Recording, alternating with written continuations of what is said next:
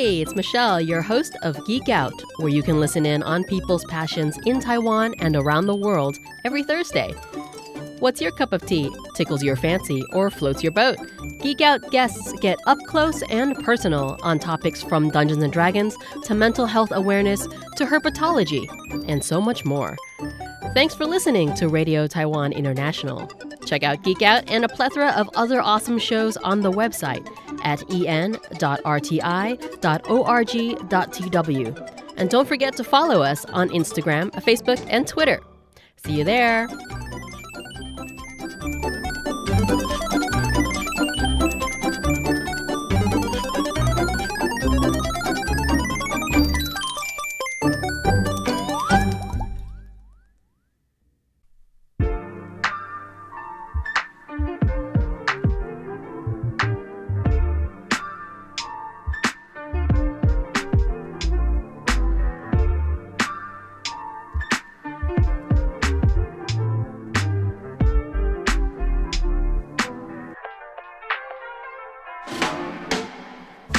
Welcome to the Doom Scroll News Report here on Radio Taiwan International, where I, Hanna, and my guest for this week, Chris Gorin, are covering some of the biggest international news stories dominating our news feeds from the last week. I'm Hanna, and this week I've invited Chris back to RTI to talk Taiwan's place in the world of tech and the recent meeting between United States President Donald Trump and Russian President Vladimir Putin. Longtime listeners of the English program may remember that Chris used to be an RTI host. Actually, the reason I work here now is because he let me know when he was leaving so that I could apply for the position. We go way back to 2019, though, when we both worked the same soul-sucking corporate gig here in Taipei before later pivoting to media. Chris, it's been well over a year now since I've seen you. How have you been? Well, Miss Belinsky, I've been all right. How are you doing? First of all, you're welcome for getting you this job. Yeah, thank you. I have yet to get a finder's fee. What are you talking about? And I'm still expecting that. Come on now. Okay. I've looked in the account. No, it's listen, not there. Listen, I can remember when I got this job, I said, come out, I'll buy you a bowl of noodles. How about that for finder's fee?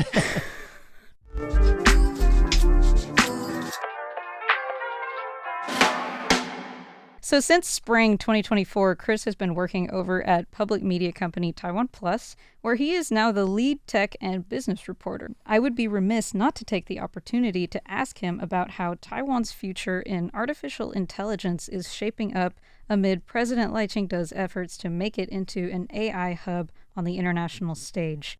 To this end, Taiwan has been the host of multiple AI-related exhibitions, most recently the Automation, Intelligence, and Robot Show, and just before that, the inaugural Global AI Summit through cooperation with the World Innovation, Technology, and Services Alliance. All this just from our most recent reporting the past week here at RTI. Taiwan's 10 major AI infrastructure projects will be included in next year's national budget, which drives home just how important it is to the Taiwanese government to cultivate talent in AI. Just last week, I was talking about tariffs with Joey and expressing my concerns about how it feels like semiconductor chips are Taiwan's only bargaining chip, as it were, in the global supply chain. Is the increasing attention on AI one way of branching out from chips and trying to keep Taiwan as technologically relevant as possible? First of all, AI is an industry that every country in the world has to do. Mm-hmm. So it isn't really about getting... It's not optional. Yeah. Like every country needs to be having their own, what they call like sovereign AI plan, which is basically like a nationally run AI infrastructure that, no other countries will influence because... Right now, basically everything is run over the cloud in the United States. So like if you were to suddenly lose your internet connection to the United States for whatever reason, perhaps a Chinese blockade, for example, you need to have your own stuff. And so every country is trying to figure out how to do this best.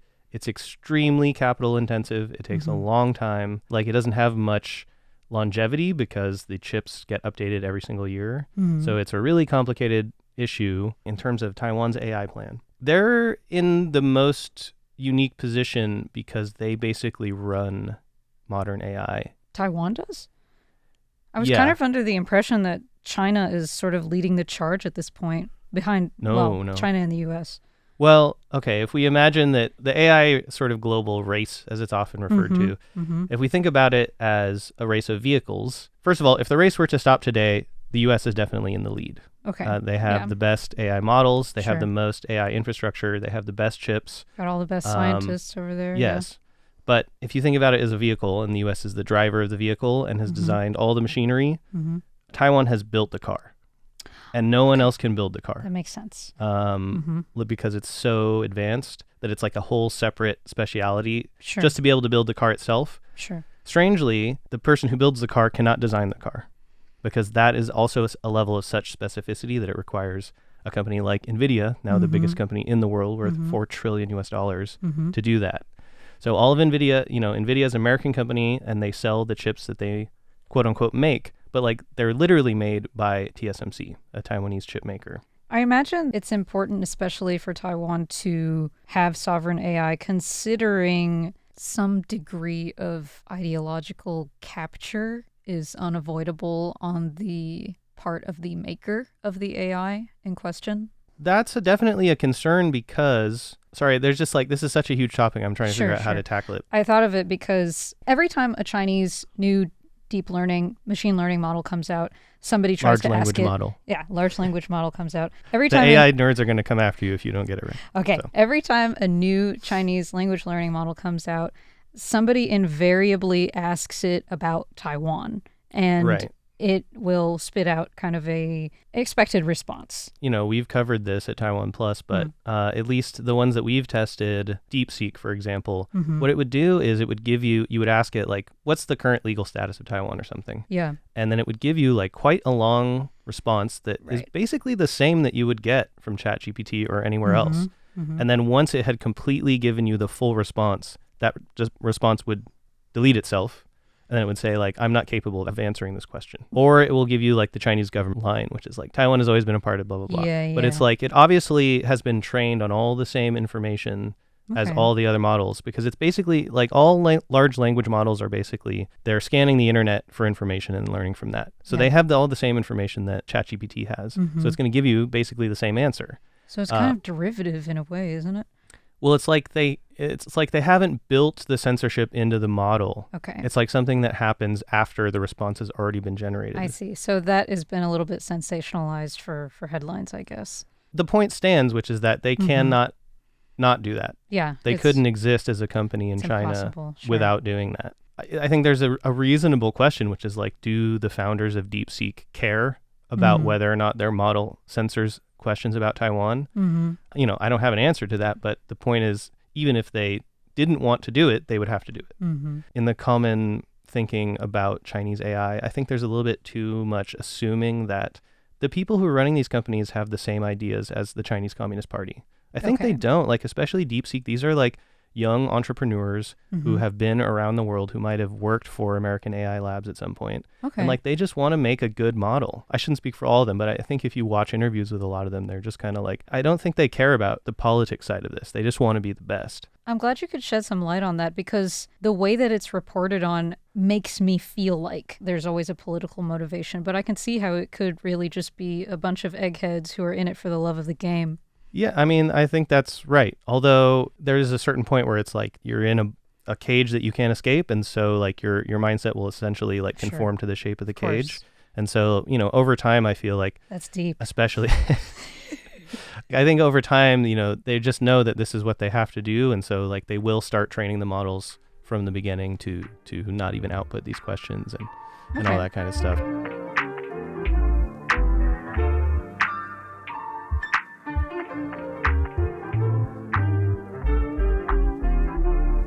What about this matter of energy? I know that AI eats up a ton of energy. I read recently that China is actually submerging their data servers in the ocean in an attempt to keep them cool. But I imagine if Taiwan did something like that, they would just come around to muck it up just like they do our submarine cables. The nuclear referendum is on the table. We're recording Friday, the day before that's going to be voted upon. I know that NVIDIA CEO Jensen Huang was just saying he's pro-nuclear for powering AI, basically. So how are we going to do this moving forward? Well, so you've got two problems with power. Well, more than two. But basically, in terms of AI-related things, there's two issues of power that we have. First, you have the company TSMC, which basically already takes up almost 10% of the country's whole power, and that's expected to double like over the next 5 years. Yeah. It's an insane amount of power just to make the chips. We're not even talking about running any AI.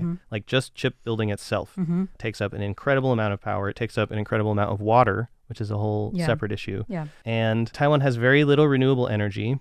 Has just closed all of its nuclear power plants. Yeah. And the energy demand is increasing massively. Exponentially. And so now they want to build all these data servers, or these data centers rather. And there's a pretty good question about like, how are they going to do it? They also have a goal of reaching net zero carbon emissions by 2050. Yeah. That was another thing I was going to mention. How are they going to balance the huge energy demand inherent to AI with the net zero emissions goal? There's huge impediments, right? Sure. It's like, first of all, the ruling party has a very strong anti-nuclear background. I've noticed So it's really hard for them to sort of backpedal on this issue, even though, like, my sense is that they know that it's kind of inevitable. Right. There is no alternative. They will tell you that they're building these wind farms, they're building these solar farms, like that's going to replace all the stuff. But like, sure, for the past 15 years, 80% of Taiwan's power is fossil fuels. And it hasn't gone down. Even as they've been building renewables, because they shut down the nuclear power, the amount of fossil fuels they're burning has stayed the same. And actually, I had an interview with the environment minister last year. And I kind of was asking him about this because it does seem to be that there's a conflict between their goal to reach net zero and to meet all this demand from the future of AI that they want to build. And first of all, when I asked him about it, he just like kept insisting, like, don't worry, we will have enough power. He just kept like emphasizing the point that the capacity will be there. There will be enough power to run all the chip building and all the AI in the future. And he kept saying, like, don't worry about it. We have enough. And I kind of had to kept going back to saying, like, yes, I understand, but my point is, where is the energy going to come from? Yeah. Are you just going to burn more gas? Yeah. And he was like, yes. Oh. So the plan is they want to import a lot of gas because natural gas is a fossil fuel, but it's cleaner than coal, which makes up about 40% of Taiwan's power now. They're like, well, this will bring our overall carbon emissions down. They're in an agreement with this huge pipeline being built in Alaska, a liquid natural gas pipeline, $42 billion. It's been considered a boondoggle for many years, but it seems like it's finally going through because Taiwan has more or less agreed to buy like 30% of its yearly output. Okay. And it's a little bit closer to Asia, so they think it's economical. The minister also told me that they could also consider basically running clean power energy lines from third countries where they do generate Holy cow. Yes, sounds because very involved. there are some countries who are actually planning to do this, like Singapore and Australia. It all sounds a little bit far-fetched to me. Sure. And there's also this other problem. There's only one power utility in Taiwan called Taipower, and they're like deeply, deeply in debt. Yes. They're like $12 billion in debt. It's that bad? Yes, and it's like billions of dollars more each year. There was a move to try and bail them out a little bit this year that has been blocked. Oh. It just doesn't look good. I have to say that, like, on the In power your front, professional opinion, it does not look good. I don't see a way out of more nuclear power. Okay. I just think like there isn't enough wind capacity. Even that is over budget and behind schedule. A lot of it has to do with these requirements that certain amounts of the wind turbines be built in Taiwan. So like they could import them whole from the Netherlands or from Denmark or someplace, but then it would like violate this rule. Sure. So it costing more money, it's taking more time, and so I think a lot of people from the outside are just looking at like, so you want to be the AI island. That's what President Lai Ching-te calls it. That's what he keeps saying. And yet you've just closed all your nuclear power plants. You know, and make it make sense. Yeah, it just doesn't add up, and everything is imported. You're worried about a blockade from China, which could block all those energy imports. It's like, what are you going to do? You're going to have electricity for like a couple of weeks. What exactly is the fear around nuclear power? Is it that it could blow up? I think that's one. I think another one that tends to be pretty sticky is what to do with the nuclear waste.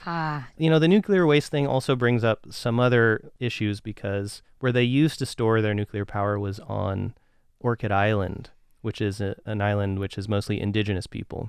It's a little bit off Taiwan's coast, and people felt like that was a little bit... It's pretty problematic. Yeah, and so people would just point to that and they're like, well, it's all like, well, not in my backyard kind of thing. They're like, well, Mm. are you willing to have this nuclear waste in your backyard? I see. No, well, then we shouldn't do it. And so I do think there are solutions to this, but I think another thing to keep in mind is that there were major nuclear disasters in Asia, Yeah. not that far from here, That's pretty right. recently. Mhm. And it was only like a year or two ago that seafood from Japan was allowed to be, from the prefectures in Japan that were Yeah. affected by that disaster, to be imported in Taiwan. It is pretty scary, isn't it? Although I think that ban went on for a really long time. Mhm. That was completely unnecessary, in my opinion. Overly cautious. Mhm. Yeah, but it shows that people are worried about it, and it's a hot, hot topic.